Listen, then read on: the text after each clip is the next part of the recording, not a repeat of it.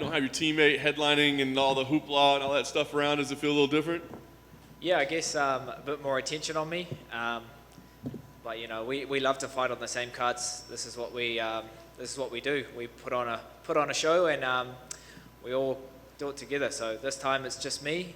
But I'm coming in with bad intentions. I'm so happy to be here in Vegas. It's been a long journey, 9 months away since I've been since my last fight. So I've had time to kind of upskill, work on things, and I just can't wait to get in there now. Just counting down the days.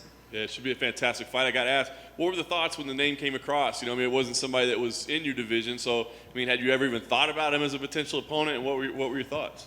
Me and Cody know each other just because the fight scene's so small. But you got to look at bantamweights as potential opponents, and I knew he wasn't doing too well at bantamweight. So, I guess when you get desperate and you want to reinvent yourself, there's only one way: either go up or go down. So. I had a fight booked, I had someone else, and then the UFC said, hey, Cody's going to drop down to flyweight. Do you want to welcome to the division? I said, hell yeah.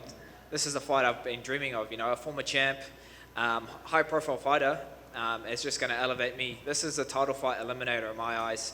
I know they've given a title shot to Cody before. He ended up catching COVID. So, I'm in the same book. So, yeah, that's all I've been focusing on is this date and just using everything that we have back home and taking full advantage of all our wealth of knowledge from our coaches, all their experience from my teammates. I've got world champions that I train with day in, day out, and it definitely rubs off on you. So, yeah, I've got all that motivation, and I'm going to continue that momentum from my last fight, finally getting a knockout in the UFC and living out to my nickname, Don't Blink. As you said, man, big opportunity, big opponent. I don't want to say, I don't mean this specifically for Cody, but is there any worry that he doesn't make weight? Anybody coming down a weight class, can you even let yourself think about that? No, I can only control what I can, and I know Cody's a professional. He's pretty adamant that he'll make the weight, and I've heard stories that he doesn't cut much weight to bantamweight, so it's no stress on me. I'm just focusing on myself. I've got my team here, my nutritionist is here, and we're good on making the weight. I've done this 8 times. This will be my 8th time making flyweight.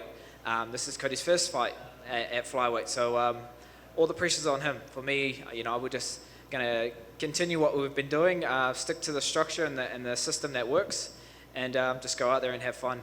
Nice. Do you anticipate, obviously when Cody's at his best, he's incredible, right? But he's had some mixed results as of late, the reason why he's moved down. So how do you prepare? Which guy do you get ready for? This can go a few ways. Cody can come in trying to, reserve his gas tank, try to last out all 3 rounds. Or he could be like, I've got one good round in me. You just don't know what he's going to do. So we've prepared for everything. I've really elevated my conditioning to that next level because I want to use it as a weapon in this fight. I want to push the pace on him. I want to make him feel this weight cut. Even though if he hasn't affected him, I want him to make him feel that, I'm in a fight now. It's just not going to be an easy drop down the division and start bullying the smaller guys. I've got to prove my point, and I've got to make a statement. Such a stacked card, UFC 269 on the last pay-per-view for the year. I've got to stand out, so I've got to go out and take it. And like I said before, this is my title shot. So take out a former champ. There's no denying me 2022. A rematch against Brandon Moreno sounds good to me. It was a close fight, our first outing. I dropped him twice in the first round, and he did well to adapt, and he ended up edging a decision. But not looking past Cody at all. That's all I've been focusing on. But I'll predict the future. I'll say 2022, I'll be fighting for that title. I like it. Last thing for me, with everything that you said there, do you feel like it has to be a finish in order to get that? Or do you feel like, could be just a really impressive 15-minute fight, right? Or does it have to be a finish? Well, a lot of people been saying, Cody's he's not as durable as he used to be. He can't take the same shots. And I had to figure that out when I dropped from bantamweight to flyweight. You can't take those same shots as you would at bantamweight because your body's a lot more, not fragile, but a lot more depleted. You're taking away water from your brain, which essentially means the volume you can't take the same. So you've got to be careful with your range. You've got to be way in or way out. And I trust everything that we're doing at City Kickboxing, training out of the best gym in the world. So that's all I've been focusing on. Not too much of what he's going to do. It's more like what I'm going to do. I'm just going to be backing myself you know, you just got to believe you're the best in the world, and I truly believe that. And now it's my time. You know, he was the face of the UFC back in 2016, 17. My first ever UFC event was his headline against Thomas Almeida. I was over here for the Ultimate Fighter tryouts for season 24, and that happened to be on the same weekend. So my first ever event was watching him, you know, make his reign, and look what he's done. But that timing's everything, and you know, full circle. Now we're matched up. Now he's dropping a flyweight, and now it's my time. All right, mate. One of Cody's biggest attributes is probably like his punching power, right? If you had to guess, when he cuts down to flyweight, is he going to rehydrate and have more punching power, or is that weight cut going to affect it, and is he actually going to carry less? Well, that's what makes it for an intriguing matchup. People just don't know. You know, I guess I'll be answering those questions in a few days, but. Like I said before, we're prepared for anything, a 3-round war or, you know, a first-round barn burner. It's just, I feel like I've ticked all the boxes this camp. I've taken everything to that next level, and I've really changed my mindset to stop chasing the title and start believing I'm the champ now, because that's the kind of mindset you got to have. So, you know, he's a former champ, a high-profile fighter, but I feel like this is going to elevate me to that next level and put me in line for that title. Considering the fact that he is a former champion and there's been so much focus on him, and it's kind of like, how is he going to manage this, you know, move down to flyweight? Do you feel that maybe him and his team are looking past you in any way? You know, it's out of my control, and they can think what they want. I know what I'm capable of, and I know what I can do. You saw a glimpse of that in my last fight, in my last outing. I've had a bit of time to now, I guess, develop even more. Upskill and work on things, so when the time was right and had all that time in front of me, now it's just ready to get in there and just have fun. So yeah, they can look past me. I can be the underdog.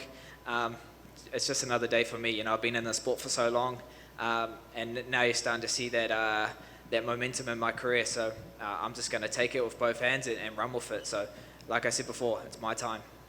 And as you mentioned, you had a close fight with Brandon Moreno a while back, and then he's become champion. How did you react to that when he won the title? Did that a part of you sort of go like, yes, there's an automatic storyline built in, you know, a close split decision that you can get back? Yeah, definitely. You know, I was happy for him. It's great that from his story, you know, leaving the UFC, being ranked number 16 in the Ultimate Fighter, and then coming back and then being on a tear, and now he's the flyweight world champion. So, you know, he's definitely improved a lot since we last fought. But so have I. You know, I've trying to become more well-rounded rather than just a one-dimensional, and that's just full credit to, you know, our gym at City Kickboxing, our coach Eugene Behrman. He's the glue that puts it all together, and yeah, I just trust the system and trust the process. So. You know, it definitely rubs off on you when you're training with world champions day in, day out. So I knew eventually one day me and Brandon will meet again. It's just going to be a whole lot different. Yeah, I feel like, you know, he's going to retain his title. He's going to win the trilogy. But, you know, if any injuries happen, I'll be happy enough to step in once I get past Cody. And last one for me. It wasn't too long ago that there was talk about the flyweight division being dropped entirely. Now it feels like it's back and stronger than ever. What's your overall take on sort of the journey that the division has taken the past couple of years? Yeah, so my UFC debut was in Adelaide 2018. Before I even made my debut, people were like, oh, what's it feel like being the last flyweight fight ever? And I was just like, I haven't even fought yet, you know, how are you counting us out? So it's been awesome being a part of that movement and that part of that wave that's kept this division alive. I know for so long people were getting cut left, right, and center, and there was probably only like 12 of us in the division. But now, you know, you're seeing the spotlight back on us. Me and Cody being on a main card on such a big pay-per-view just shows that, you know, the UFC want to get behind us, and the fans think we're exciting. You know, every time I fight, I want to make sure that I'm going out there, kill or be killed, you know, and having teammates like Dan Hooker, like Israel, like Alex, like Brad, you know, guys that are born and bred to do this. I'm just so motivated and inspired by their journeys that when I get in there, you know, I really embody my ancestors and my tupuna that when I make that walkout, I'm just a Superman version of myself. So yeah, I know it went off a bit of track, but yeah, I'm just proud to represent the flyweights, proud to represent New Zealand, and yeah, I want to make a statement in this fight. Bantamweight can't just come down and just jump into the title shot. He's got to get through. He's got to get through me, so I can't wait. Thank you. Kai, right here. There's only a few fighters that really use the inside low kick as like a sharpshooting point score and build up. And I think that yourself, Volkanovski, maybe Weili Zhang might come to mind as those who do that. So why don't more people use it, considering how effective of a tool it is? I guess, yeah, it's just a part of the wave of different techniques in MMA. At one point, it was the takedown, ground and pound, and then it became the calf kick, and then, spinning back fists are always in there, and spinning heel kicks. So it's always evolving. So you got to have it in your toolbox, have it in your arsenal, and when the time's right, you want to pick and choose when you can. So, I like to stand, I like to strike, but doesn't mean I don't train jiu-jitsu, doesn't mean I don't wrestle. It's all in there. I just got to bring it out when I need it. And one trait that city kickboxing fighters have, is like that great vision. You guys can all see very well. And would you say that's just natural talent or maybe exceptional coaching on Eugene's part? Yeah, we're always trying to better ourselves. We're always trying to get new techniques and new strategies to train. And we're very good under pressure. When it's in a firefight or a close battle, you have to stay calm, stay controlled. And that's just credit to the system that Eugene's put in place. The coaches that we've brought in, like our breathing coach, our sports psychologist, so many different things that want to elevate you to that next level and just give you that 1% advantage, because at the top, that's the difference. So for me, it's about just ticking all the boxes, making sure that I'm coming in with no doubt. Once I get on that flight, there's no doubt in my mind that I'm winning this fight. So this was a bit different for me, this camp. I brought my family over to Vegas. With all these restrictions in New Zealand right now, I didn't want to be apart from them for months at a time, so I said, let's just commit and go over together. So my son and my wife are here with me, staying at Dan's house, and then I'm in the Fighters Hotel. So, focused and business as usual for me, but it's nice to know that I won't be apart from them for a long time. So, you like having the family, then it's not like extra pressure at all? No, not at all. That's what motivates me, that's what lights my fire, providing for my family. And like I said, business as usual, even though the family's over here, we'll just get the job done. Best of luck, Kai. Cheers, bro. Easy. Thanks, guys. Cheers.